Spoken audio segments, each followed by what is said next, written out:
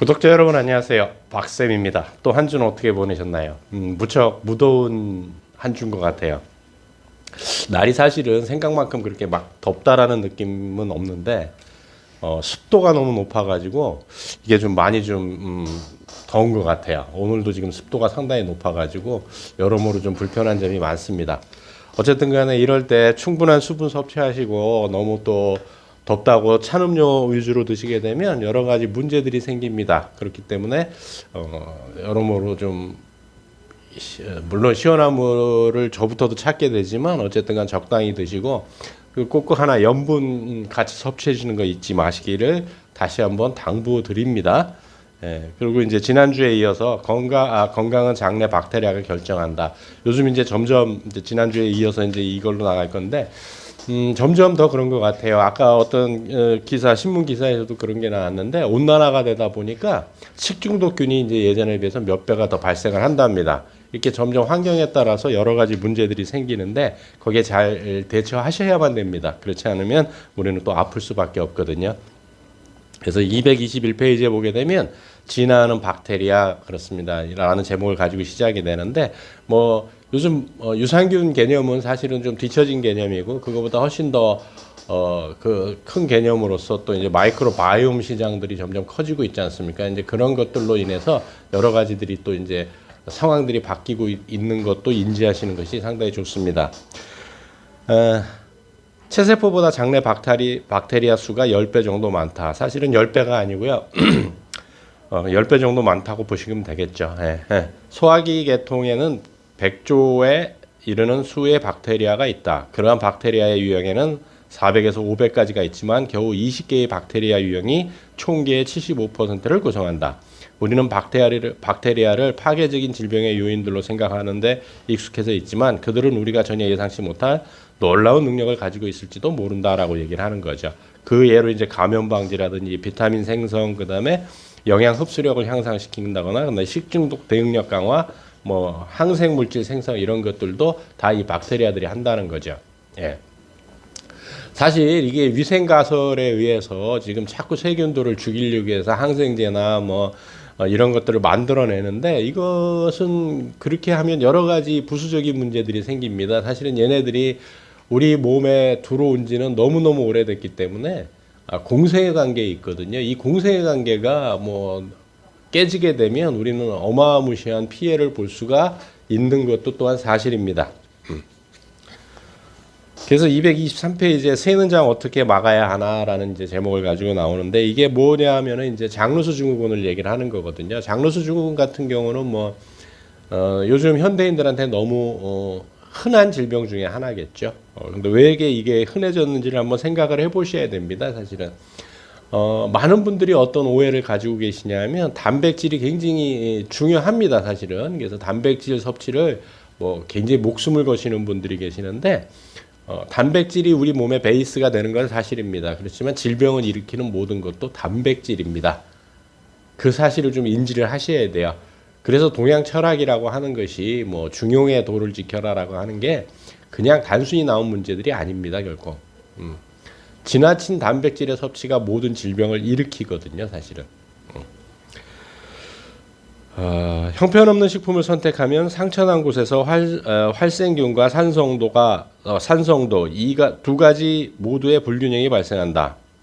섬유질 식품을 충분히 섭취하지 않으면 전체 소화 과정이 느려진다. 같이 움직여줄 식이섬유가 없으면 소화의 부산물이 농축되어 유독해지면서 장내 점막을 자극할 수 있다라고 얘기를 합니다. 그래서 어떻게 돼요? 이것들이 계속 쌓이다 보면 결국 장벽을 뚫고 나가서 혈액이나 들어가는 거죠. 그럼 알러지도 생길 수 있고 여러 가지 문제들이 발생을 하는 거죠. 특히 그 대표적으로 장루수 증후군을 일으키는 것 중에 하나가 뭐냐면 밀가루에 들어있는 글루텐이라는 단백질이죠. 이건 상당히 위험합니다. 근데 여러 분들이 제 구독자분들도 마찬가지일 거예요. 이 밀을 주식으로 삼는 사람과 쌀을 주식으로 삼는 사람들이 딱 구분돼 있지 않습니까? 왜 이게 구분이 되어 있는지를 아셔야 돼요. 왜 구분되어 있을까? 이거는 강수량 1000을 기준으로 1년에 내리는 1000 미만은 쌀이 자랄 수 있는 환경이 아닙니다. 밀밖에 안 자라거든요. 그래서 이들은 밀을 먹고 살아올 수밖에 없었어요. 대표적으로 로마의 주식이나 유럽인들이 빵을 먹고 살았던 이유가 쌀이 안 자랐기 때문에 그렇습니다. 그런데 1000ml가 넘는 아시아 쪽은 어때요? 비가 많기 때문에 강수량이 1000ml가 넘기 때문에 연 강수량이 충분히 쌀이 자랄 수 있어서 쌀을 먹었습니다. 그러면은 우리 조상 대대로 몇만 년 전부터 쌀을 먹어왔는데 이 밀가루가 지금 침범을 하기 시작을 한 거죠. 그럼 좀 전에도 말씀드렸지만 장루수 증후군을 일으키는 가장 큰 원인 중에 하나가 밀가루의 글루텐이라고 말씀드렸지 않습니까? 이런 것들을 많이 섭취하다 보니까 어떤 현상이 일어나요? 장이 새는 현상들이 일어나는 거죠. 그래서 좀 안타까울 때가 많아요. 그래서 여성분들, 특히 여성분들 같은 경우 빵순이라는 별명까지도 가질 만큼 빵을 좋아하시는데 그런 것들은 좀 생각을 해보시는 것이 바람직하지 않을까라는 생각을 해봅니다. 비스테로이드 항염제는 통증을 줄이는 동시에 치유를 막는다. 장내 벽은 보수가 끝난 뒤 3일에서 5일마다 대체되는데 비스테로이드 항염제는 그런 과정을 위태롭게 방해하고 막는다. 일단 장관이 손상을 입으면 신체가 처리하기엔 너무 많은 활성산소가 생성되는 경우가 많다. 이는 염증과 자극을 유발하고 장누수를 악화시킨다라고 얘기를 합니다. 사실은 제 주변에서도 그렇지만 너무 이렇게 겁없이라고 표현하면 조금 제가 건방진 거고요. 그냥 너무 쉽게 약을 쓰고 스테로이드제를 쓰고 비스테로이드를 쓰는 케이스들이 너무 많은 것 같아요. 그 상당히 위험하거든요. 그래서 225페이지에는 박테리아와 글루텐 과민증이라는 이제 제목을 달고 나오는데 글루텐 과민증이라는 게 이제 상당히 동양인들 특히 한국 사람들한테는 위험합니다. 그래서 이제 228페이지에 보게 되면 이제 그 아이들 사례가 나오는데 47명의 신생아를 연구를 했는데 2세쯤 될 쯤에 상당히 결핍되고 불안정한 장 박테리아를 갖고 있었다. 그들의 박테리아 수치를 계속 주시하다 두 아이에게서 락토바실 수치가 줄어들었음을 확인했다. 두 아이가 자가 면역 질환으로 진전되었다. 한 아이는 만성 소화 장애에 다른 한 아이는 일형 당뇨병에 걸렸다. 파사노 박사와 동료들은 흥분되었다. 이 발견에 놀랄만한 결과가 무엇인지 상상해보라. 이 아이들의 장내에 락토바실을 높게 유지시켜라. 그러면 자가면역 질병을 막을 수 있을 것이다. 뭐 이런 것도 있겠지만 여러 가지 하여간에 문제들이 되게 많은 거예요. 이 문제를 일으키는 것 중에 대부분이 뭐냐면 단백질들인데 특히 중요한 게 뭐냐면 밀가루, 글루텐을 좀 조심하셔야 된다는 거예요. 그래서 앞에 제 동영상 앞쪽에 가시면 뭐 어떤 것들이 있냐면 그 밀가루 똥배라는 책이 있습니다. 그 밀가루 글루텐에 대해서 잘 풀어놓은 그 동영상이 있거든요. 그 참조하실 분은 그걸 한번 찾아보시는 것도 괜찮이 좋습니다.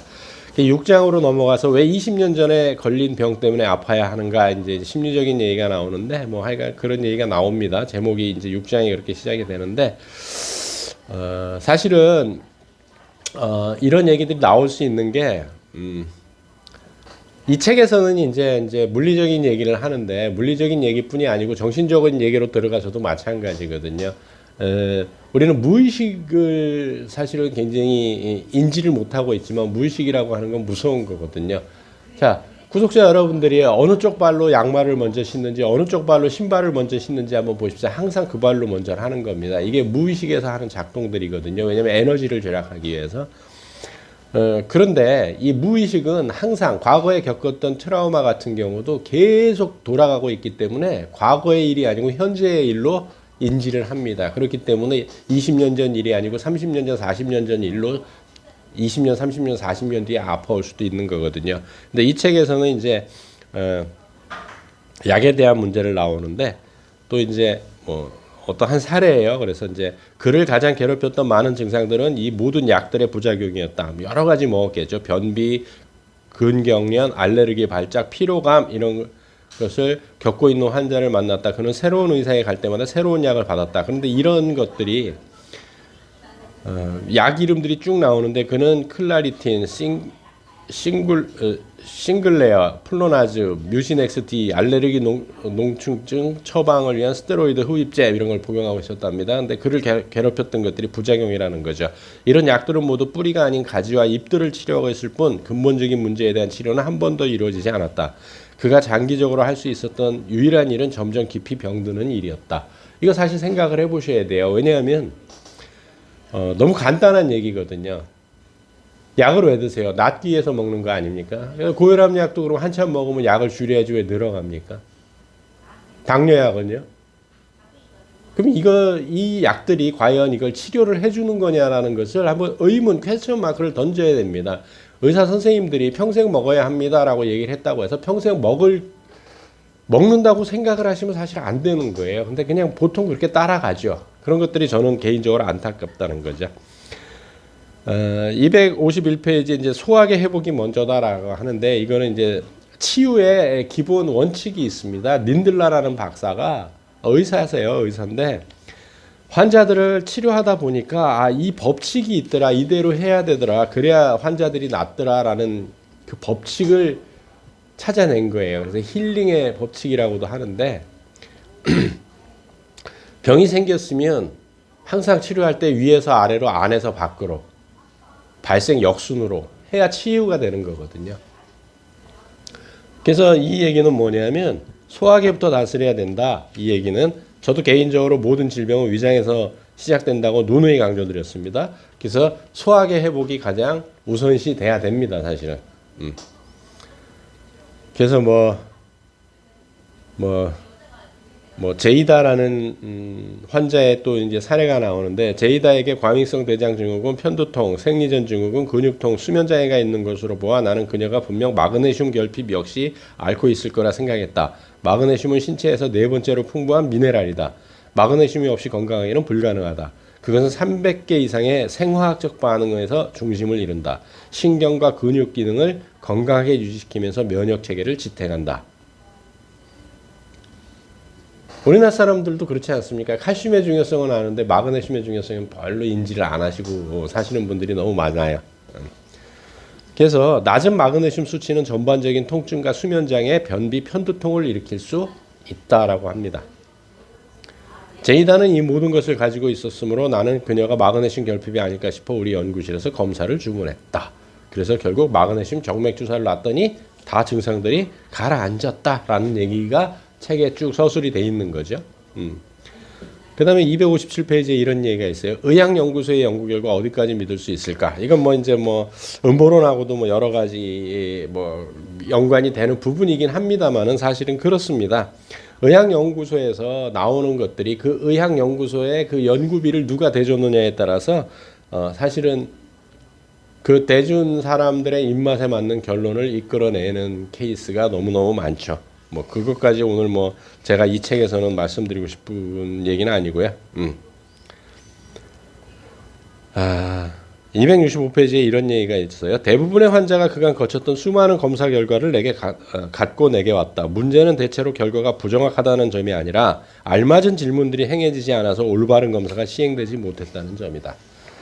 그러니까 통계라고 하는 것들은 사실은 굉장히 모순이 많습니다. 무엇을 얻어내기 위한 통계인지를 보기 때문에 결론을 놓고 거기에 맞는 통계치를 뽑아내는 거거든요. 마케팅 기법이에요. 266페이지에 이런 게 있습니다. 이제 저도 이런 부분에는 되게 공감을 하는 부분 중에 하나인데 대부분의 증상은 다양한 방식으로 유발될 수 있다. 이 얘기는 뭐냐면은 사람마다 똑같은 질병이라 해도 증상이 다 다르게 나타날 수 있다라는 얘기예요. 따라서 다른 것에 관해 전혀 묻지도 않고 즉각적으로 가장 흔한 해석을 내리는 것은 어불성설이다. 아니 모든 사람이 그러면은 120에 80이 혈압이 정상이냐는 거예요. 그럼 7살짜리도 120에 80이 정상이고 90 먹은 어르신도 120에 80이 정상이라는 거예요. 그런 것들을 우리가 좀 생각을 하셔야 됩니다. 내가 나이가 40대, 50대, 60대가 됐는데 120에 80이면 사실은 저혈압이거든요. 젊었을 때 저혈압을 유지하시던 분들이 나이 먹으면 어떻게 돼요? 120에 80이 되거든요. 저혈압이라는 얘기예요. 정확히 아셔야 됩니다. 그래서 268페이지에는 같은 검사 다른 결과 이런 것들은 너무 많죠. 예. 그래서 의외의 사실을 발견하게 되는데 연구소의 다음과 같은 실수들이 흔히 일이었다는 의외의 사실을 발견했다. 그래서 연구소에서 어떤 실수들을 하냐면 환자들과 표본들의 불일치, 연구소 검사의 부적절한 시행, 부정확한 검사 순서, 검사 결과의 부정확한 해석, 부정확한 결과 보고와 소통, 검사 결과의 임상적 중요성에 대한 잘못된 해석이나 이해, 이런 것들이 만연해 있더라라는 얘기를 하는 거죠. 그래서 뒤에 가면 아까 그 제이다라는 여성의 나오는 치료법까지 이렇게 나옵니다. 그래서 이제 7장으로 넘어가게 되면 어린 시절의 학대가 지금의 통증과 무슨 상관일까? 아까도 말씀드렸지만 무의식이 작동을 하면 그럴 수 있습니다. 이게 되게 무서운 일이긴 한데 그게 사실이거든요. 그래서 뭐 쭉 이제 뭐 과거에 이제 단서들, 그래서 신체적 외상, 심리적 충격 나오죠. 약물 부작용, 전염병, 만성 소화장애, 글루텐 과민증, 영양결핍, 근골격계 부상, 장 소화장애, 유전적 문제, 환경적 독소, 호르몬 장애, 자가 면역 질환, 수면 장애, 이런 것들이 이제 쭉 생겨서 뭐 미국에서는 유행하지만 우리나라에는 별로 없던 라임병 얘기가 나오고요. 또 재밌는 게 294페이지에는 우울증이 불러온 대상포진, 우울증이 대상포진을 불러온다는 거죠. 대상포진은 왜 와요? 면역력이 떨어지면 오죠. 우울증에 걸리니까 면역력이 떨어지게 되는 거죠. 또 296페이지는 어린 시절의 학대가 평생을 위협한다라는 제목을 가지고 또 얘기가 됩니다. 그런 것들이죠.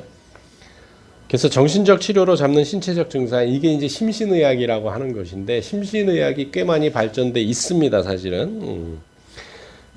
305페이지인데 만성적이고 심리적인 과민증은 학대받았던 어린 시절이 동반하는 3가지 질병에서 매우 흔하게 나타난다. 과민성 대장증후군, 외상 후 스트레스 장애, 우울증이 그것이다 라고 이제 나옵니다.